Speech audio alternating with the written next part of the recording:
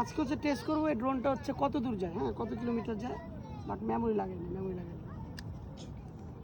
আপনার ভিডিওটা অবশ্যই দেখবেন।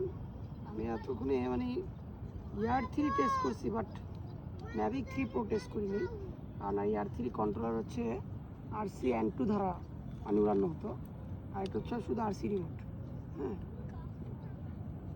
এই অন করলাম এক চাপ দিয়ে, ড্রোনটা কানেক্ট করলাম। জাস্ট একটা শর্টের জন্য এখান থেকে উড়াতে আসছি।